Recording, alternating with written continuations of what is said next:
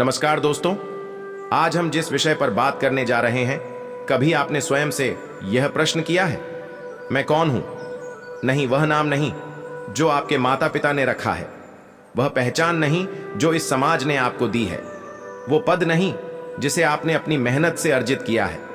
मैं उस मैं की बात कर रहा हूं जो इन सब के पार है, वो जो भीतर से गूंजता है जब बाहर की हर ध्वनि मौन हो जाती है। जब रात की गहरी खामोशी में आप केवल अपनी सांसों के आने जाने को सुनते हैं और अचानक यह बोध होता है कि यह शरीर तो बस एक वस्त्र है, एक अस्थाई घर, तब जो प्रश्न उठता है वही है आत्मा की जागृति की पहली दस्तक। लेकिन हम में से अधिकतर लोग उस दस्तक को सुन नहीं पाते। जीवन की अनंत दौड़, रिश्तों की मांगे, सफलता का नशा और असफलता का भय, इस कोलाहल में आत्मा की वो धीमी मधुर पुकार कहीं दब जाती है। परंतु किसी किसी की आत्मा वो पुकार सुन लेती है और वहीं से आरंभ होता है आध्यात्मिक जागृति का वो रहस्यमयी, पवित्र और रूपांतरकारी सफर पर, जिसके 5 मुख्य चरण होते हैं। आज सोल शक्ति पर हम आपको उसी अंतर यात्रा पर ले चलेंगे। स्वयं को खोजिएगा इन चरणों में, क्योंकि यह जानना कि आप कहां हैं आपके जीवन की दिशा को सदा के लिए बदल सकता है। पहला चरण, अस्तित्व का खोखलापन और आत्मा की पहली पुकार। आध्यात्मिक जागृति का पहला चरण अक्सर बाहर से नहीं, बल्कि भीतर के एक गहरे खालीपन से शुरू होता है। आप जीवन में वह सब कुछ पा लेते हैं जिसके लिए आपने वर्षों संघर्ष किया था। एक अच्छा करियर, एक सुंदर परिवार, सामाजिक प्रतिष्ठा। दुनिया की नजर में आपका जीवन उत्तम है, लेकिन एक दिन सफलता के शिखर पर खड़े होकर भी आपके हृदय की गहराइयों से एक सन्नाटा उठता है, एक बेचैनी, एक प्रश्न, क्या बस यही है? क्या जीवन का अर्थ केवल पाना, खोना और फिर से पाने की दौड़ में लगे रहना है? यह वह अवस्था है जब भौतिक जगत की चमक फीकी पड़ने लगती है।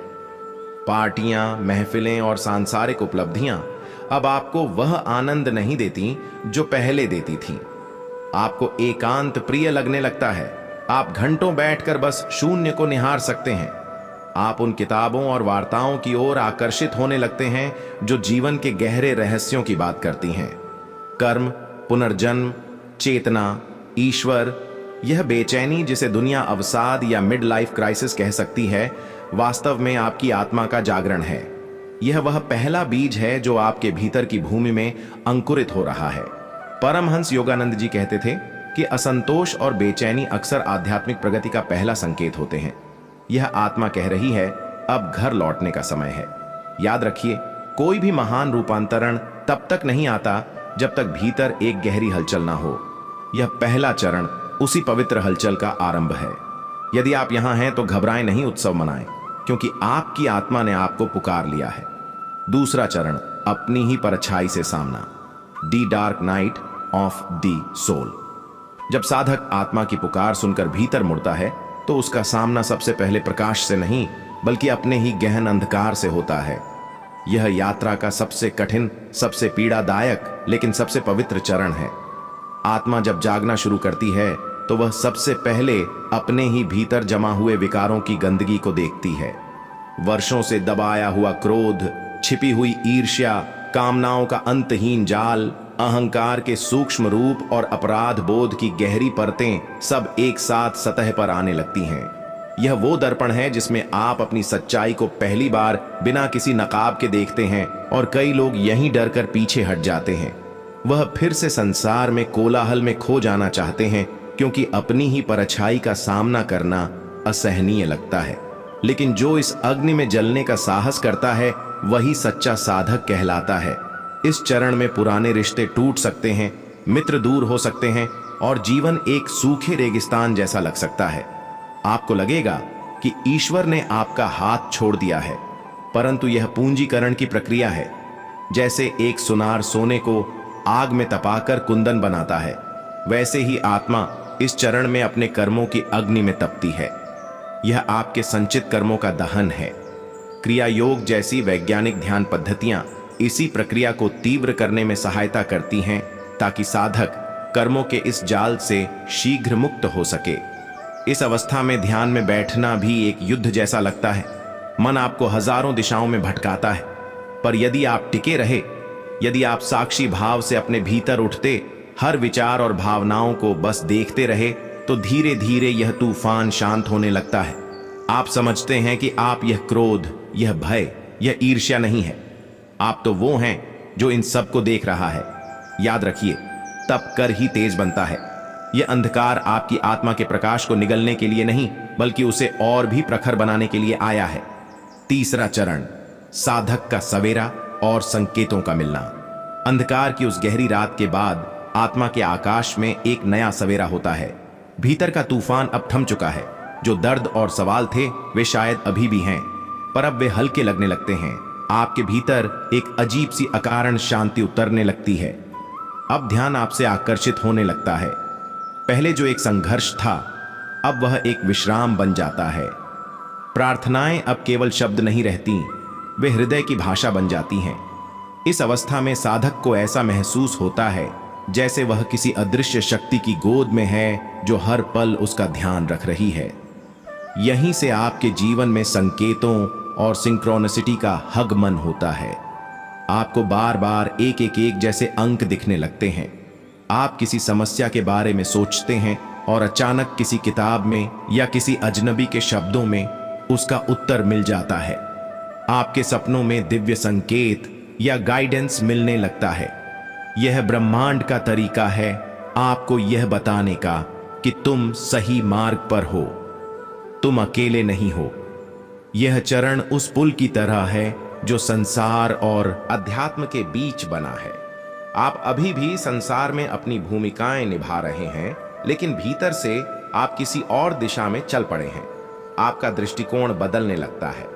आप लोगों की बातों के पीछे उनकी भावनाओं को और उनकी भावनाओं के पीछे उनकी आत्मा की पीड़ा को देखने लगते हैं।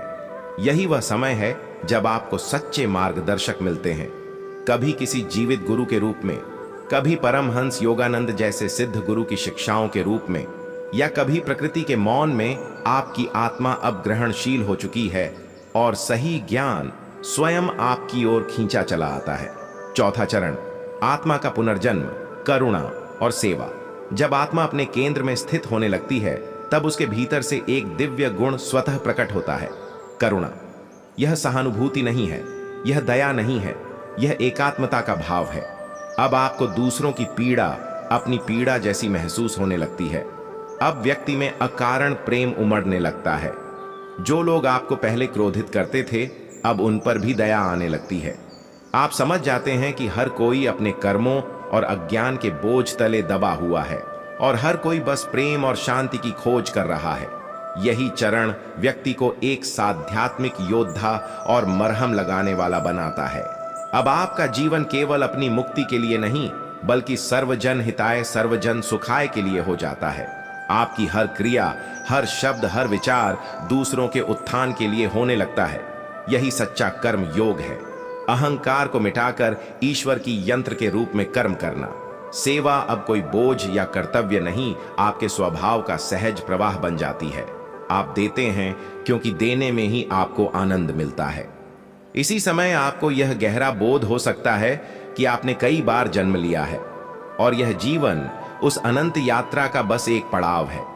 पुराने जन्मों की कुछ स्मृतियां या प्रवृत्तियां कभी स्वप्न में, कभी गहरे ध्यान में आपके सामने आ सकती हैं, और यहीं से आपका संबंध उन गुरुओं से जुड़ता है जो समय और शरीर की सीमाओं से परे हैं। आप उनकी उपस्थिति को, उनके गाइडेंस को अपने भीतर महसूस करने लगते हैं। अब आपका जीवन आपका नहीं रहता, यह उस परम शक्ति का हो जाता है। आप बस एक माध्यम बन जाते हैं जिसके द्वारा प्रेम और शांति संसार में प्रवाहित हो रही है। पांचवा और अंतिम चरण, परम मौन में विलय अहम ब्रह्मास्मि यात्रा का अंतिम चरण शब्दों से परे है। यह वो अवस्था है जहां साधक नहीं बचता, केवल साधना रह जाती है। जहां ध्याता नहीं बचता, केवल ज्ञान रह जाता है। अब आप जान नहीं जाते, आप हो जाते हैं। आप अनुभव कर लेते हैं, अहम ब्रह्मास्मि में यह शरीर नहीं, यह मन नहीं, यह अहंकार नहीं, मैं वह अविनाशी सनातन सच्चिदानंद आत्मा हूं। आप हर कण में, हर जीव में उसी एक ईश्वर की लीला को देखते हैं। जीवन अब एक समस्या नहीं, बल्कि एक दिव्य नाटक की तरह लगने लगता है, जिसमें आप अभिनेता नहीं, बल्कि एक आनंदित दर्शक बन जाते हैं। मृत्यु का भय पूरी तरह से विलीन हो जाता है, क्योंकि आप जानते हैं कि जिसका जन्म कभी हुआ ही नहीं, उसकी मृत्यु कैसे हो सकती है? मृत्यु तो बस एक दरवाजा है, पुराने वस्त्रों को त्याग कर नए धारण करने जैसा। इस अवस्था में ध्यान अब कोई अभ्यास नहीं, आपका स्वभाव बन जाता है। आप चलते फिरते बोलते सुनते हुए भी उस परम शांति में स्थित रहते हैं। आप स्वयं प्रकाश का स्रोत बन जाते हैं। जहां आप जाते हैं वहां शांति और सकारात्मक ऊर्जा फैल जाती है। ऐसे व्यक्ति ही इस धरती पर संत, गुरु और अवतारी पुरुष के रूप में जाने जाते हैं। जब वह आंखें बंद करते हैं तो उन्हें केवल एक ही ब्रह्मांडीय ध्वनि सुनाई देती है, ओम सृष्टि का अनाहत नाद। तो आप इस चरण में कहां हैं? स्वयं से पूछिए, पर स्वयं को आंकिएगा मत। हर चरण पवित्र है, हर अनुभव आवश्यक है। यह कोई दौड़ नहीं, यह आपकी आत्मा का खिलना है। यदि आपके भीतर आज इस वार्ता को सुनकर थोड़ी सी भी हलचल हुई है, थोड़ी सी भी सैरन महसूस हुई है, तो जान लीजिए जागृति की दस्तक हो चुकी है।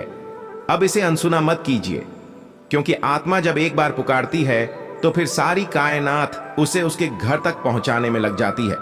जैसा कि परमहंस योगानंद ने कहा है, मौन में ईश्वर से बात करें। जब आप प्रार्थना करेंगे तो ईश्वर आपकी बात सुनेंगे। जब आप ध्यान करेंगे तो आप ईश्वर को बात करते हुए सुनेंगे। अपनी अंतर यात्रा आरंभ करें।